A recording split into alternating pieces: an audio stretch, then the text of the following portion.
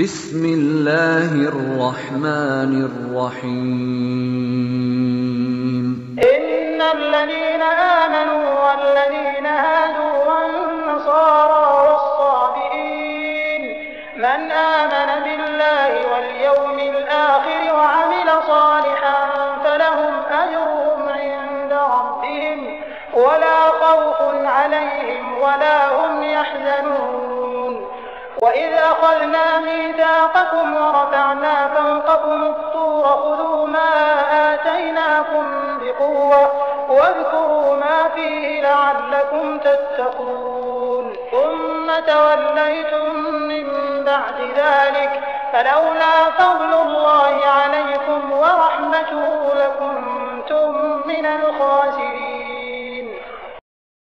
السلام علیکم ورحمۃ اللہ وبرکاتہ۔ محترم سامعین کرام، جن آیات کی تلاوت سماعت فرمائے وہ سورہ بقرہ آیت نمبر 62 سے 64 تک، ان آیات کا ترجمہ اور اس کی مختصر تفسیر سماعت فرمائیں۔ بے شک جو لوگ ایمان لائے اور جو یہودی، عیسائی اور صابی یعنی بے دین ہوئے، ان میں سے جو بھی اللہ تعالیٰ پر اور قیامت کے دن پر ایمان لائے اور نیک عمل کرے تو ان کا اجر ان کے رب کے پاس ہے، نہ تو انہیں کوئی خوف ہوگا اور نہ وہ غمگین ہوں گے۔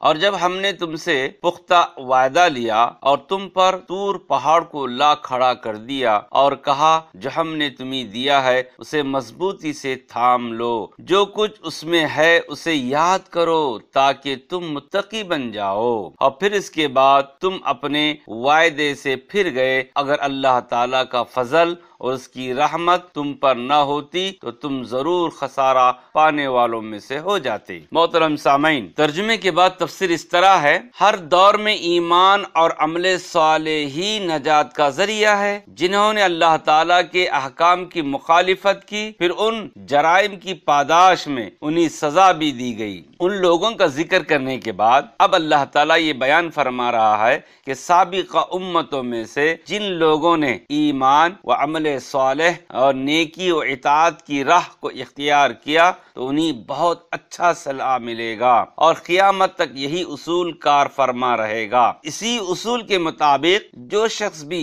رسول صلی اللہ علیہ وسلم کی پیروی کرے گا تو اسے ابدی سعادت نصیب ہوگی، مستقبل میں انہیں کوئی خوف نہیں ہوگا اور نہ ماضی کے بارے میں انہیں کوئی ملال ہوگا، جیسا کہ اللہ تعالیٰ کا فرمان ہے سورہ یونس میں: آگاہ رہو، بے شک جو اللہ کے دوست ہیں ان کو نہ کچھ خوف ہوگا اور وہ نہ غمناک ہوں گے۔ اسی طرح اللہ تعالیٰ کا فرمان ہے: بے شک جن لوگوں نے کہا کہ ہمارا پروردگار اللہ ہے پھر وہ اس پر قائم رہے، ان پر فرشتے یہ کہتے ہوئے اترتے ہیں نہ خوف کرو نہ غمناک ہو اور جنت کی خوشی مناؤ جس کا تم سے وعدہ کیا گیا تھا۔ حضرت ابن عباس رضی اللہ فرماتے ہیں اللہ تعالیٰ اس آیت کے بعد سورہ آل عمران کی آیت نازل فرمائی: اور جو شخص اسلام کے سوا کسی اور دین کا طالب ہوگا اسے ہرگز قبول نہیں کیا جائے گا اور ایسا شخص آخرت میں نقصان اٹھانے والوں میں ہوگا۔ یہود کی وجہ تسمیہ: یہود حوادتن جس کے معنی محبت کے ہیں یا تحودو جس کے معنی توبہ کرنے کے ہیں، جیسا کہ حضرت موسیٰ علیہ السلام نے فرمایا۔ اللہ تعالیٰ کا فرمان ہے سورہ اعراف میں: اِنَّا حُدْنَا اِلَيْكَ ہم نے آپ کے سامنے توبہ کی، گویا انہیں توبہ کرنے کی وجہ سے یا ایک دوسرے سے محبت کی وجہ سے یہود کے نام سے موسوم کیا گیا۔ تاہم حضرت موسیٰ علیہ السلام کے ماننے والوں کو یہود کہا جاتا ہے۔ نصارہ نصران کی جمع ہے، یہ آپس میں ایک دوسرے کی مدد کی وجہ سے اس نام سے موسوم ہوئے۔ جب حضرت عیسیٰ علیہ السلام تشریف لائے تو بنی اسرائیل کے لیے ان کی اتباع واجب تھی اور آپ کے دین کے ماننے والے نصارہ کہلاتے ہیں۔ انہیں انصار کے نام سے بھی یاد کیا جاتا ہے، جیسا کہ حضرت عیسیٰ علیہ السلام نے فرمایا۔ اللہ کا فرمان ہے سورہ صف میں: اللہ کی راہ میں میرا مددگار کون ہے؟ حواریوں نے کہا ہم اللہ کی طرف سے مددگار ہیں۔ صابئین، صابی کی جمع ہے یہ لوگ وہ ہیں جو یقیناً ابتدا میں کسی دین حق کے پیروکار رہے ہوں گے، اسی لیے قرآن مجید میں یہودیت و عیسائیت کے ساتھ ان کا ذکر کیا گیا ہے، لیکن بعد میں ان کے اندر فرشتہ پرستی اور ستارہ پرستی آ گئی یا کسی بھی دین کے پیروکار نہ رہے، اسی لیے لا مذہب لوگوں کو سابی کہا جانے لگا۔ اللہ تعالیٰ نے اس بات کی وضاحت فرما دی، صرف یہودی نہیں، نصارہ اور سابی بھی اپنے اپنے وقت میں جنہوں نے اللہ پر اور یوم آخرت پر ایمان رکھا اور عمل صالح کرتے رہے، وہ سب نجات اخروی سے ہمکنار ہوں گے۔ اسی طرح رسالت محمدیہ پر ایمان لانے والے مسلمان بھی اگر صحیح طریقے سے ایمان باللہ، یوم الآخر اور عمل صالح کا اہتمام کریں گے تو یہ بھی یقیناً آخرت کی ابدی نعمتوں کے مستحق قرار پائیں گے۔ نجات اخروی میں کسی کے ساتھ امتیاز نہیں کیا جائے گا، وہاں بے لاگ فیصلہ ہوگا، چاہے مسلمان ہو یا رسول صلی اللہ علیہ وسلم سے پہلے گزر جانے والے یہودی، عیسائی،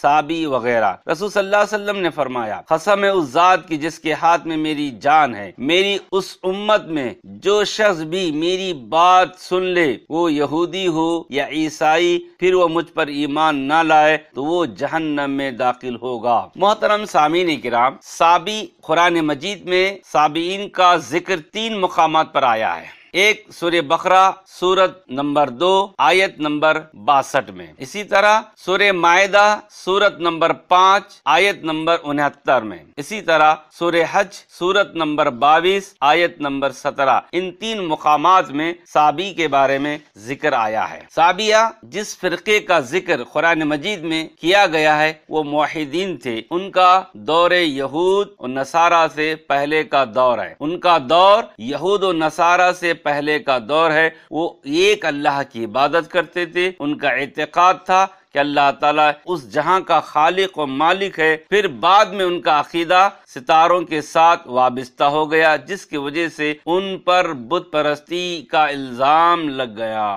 سابی ایک دینی گروہ رہا ہے، وہ ابھی تک شمالی عراق میں موجود ہے۔ ان کا مرکز حران تھا، عباسی دور سے یہ بغداد منتقل ہو گیا۔ بعض اور علاقوں میں بھی ان کا وجود رہا ہے، بعض مسلمان بھی ہو گئے۔ ان کو علم طبیعیات سے بہت شغف تھا، انہوں نے بہت سی یونانی اور سریانی وراثت علمیہ عربی میں منتقل کی۔ آج کل یہ بہت کم تعداد میں شمالی عراق میں پائے جاتے ہیں۔ اردو دائرہ معارف الاسلامیہ میں لکھا گیا ہے، شہرستانی کے بیان کے مطابق سب سابی 3 نمازیں پڑھتے تھے۔ کسی میت کو چھونے کے بعد وہ اپنے آپ کو غسل کے ذریعے پاک کرتے تھے۔ خنزیر، کتوں، پرندوں، کبوتروں کا گوشت ان کے یہاں حرام تھا۔ ختنے کی رسم موجود نہ تھی۔ طلاق صرف قاضی کے حکم سے واقع ہو سکتی تھی اور ایک آدمی کے نکاح میں 2 عورتیں نہیں ہو سکتی تھی۔ غرض مومنین، اللہ تعالیٰ نے جب اپنے پیغمبر محمد صلی اللہ علیہ وسلم کو تمام انسانیت کے لیے رسول بنا کر مبعوث فرمایا تو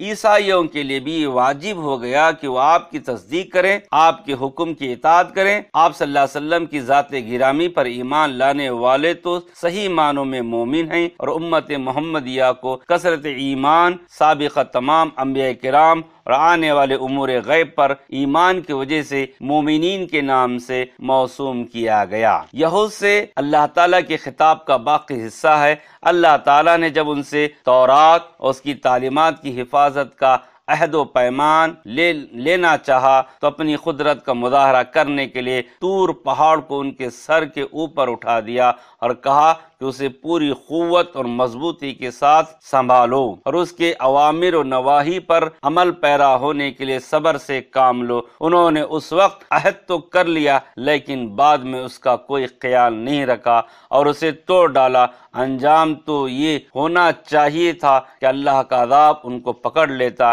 لیکن اللہ تعالیٰ نے ان پر رحم و کرم کیا اور ان کی رہنمائی کے لیے انبیاء کرام بھیجے، شاید کہ وہ راہ راست پر آ جائے۔ آخر میں اللہ تعالیٰ سے دعا ہے کہ اللہ تعالیٰ سب کو نیک عمل کی توفیق دے، آمین یا رب العالمین۔ السلام علیکم رحمۃ اللہ